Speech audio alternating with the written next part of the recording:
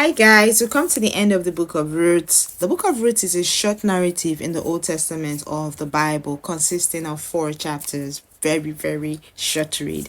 And it was set at the time of the judges, and those were the times where the judges ruled. There were no kings. The judges were there to intercede for the people. So things were really hard. And this story tells about loyalty, love, and redemption. My name is Uzoma Dove, and I'm here to share an overview. Did you join the study? Okay, so the story begins with Elimelech, his wife, and 2 sons. They move from Bethlehem and settles in Moab. And Moab is like, it's not the promised land. Bethlehem was the promised land. That's the land God had promised them. And they moved maybe because things were hard. Yeah, there was famine, so things were hard in Bethlehem. And it was more like Japa seeking greener pastures. So Elimelech goes there and dies, and his sons marry Moabite women. And I'm sure Bethlehem and Moab, you can't intermarry. So that was like against God's rule, against the culture. So they married these Moabite women, Ruth and Orpah. Shortly after they married them, 10 years down the line, no offspring, they both die. And Naomi is now very bitter, angry. She even called her name Mara. So she was so sad. Things were not good for her. Things were not working out. She blamed herself for moving. Maybe she was outside of God. We really don't know. So maybe if they had stayed back in Bethlehem, things would have been better. So Naomi hears that Bethlehem things were better. She decides to return back.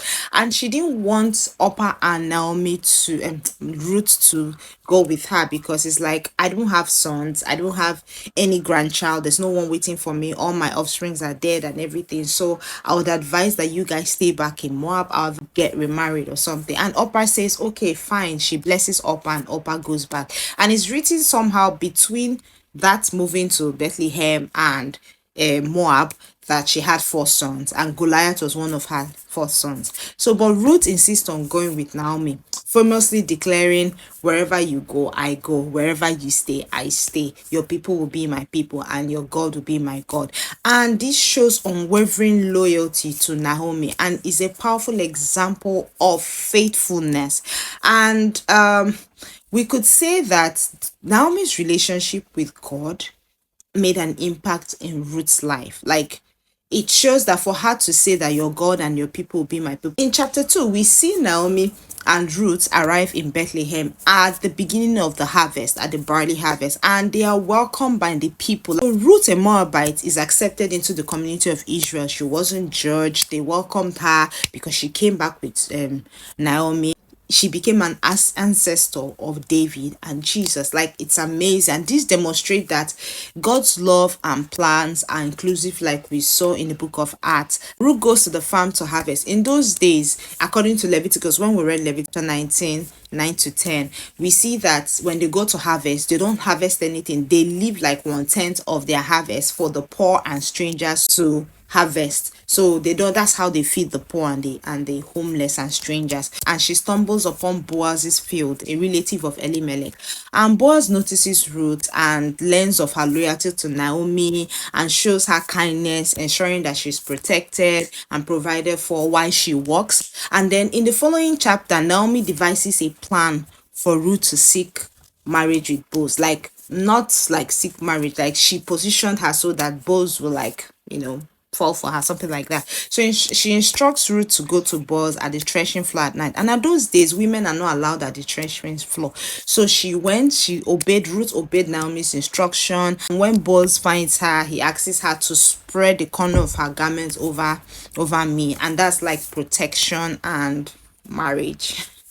That's the interpretation anyway. In the culture, there's a closer relative whose right is to redeem, and this concept is called kinsman redeemer. So this kinsman redeemer basically buys a fellow Israelite out of slavery.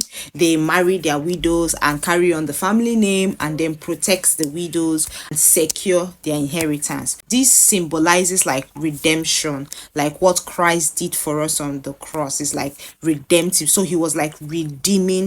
She was Ruth's redeemer. So this shows the fulfillment of God's promise. So Boaz goes to town gate to settle the matter with the closer relative, who is the next kinsman redeemer. The closer relative who relinquishes his right to redeem. And then Boaz marries Ruth, and they have a son named Obed. Obed is the grandfather of King David.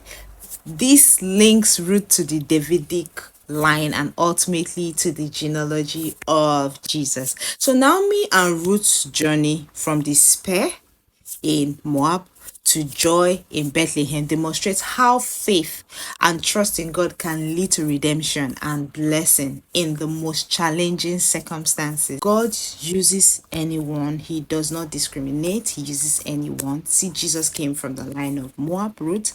So, this is the end of the overview. Did you study? Can you share what you observed? And thank you for watching. God loves you crazily. Have a wonderful day.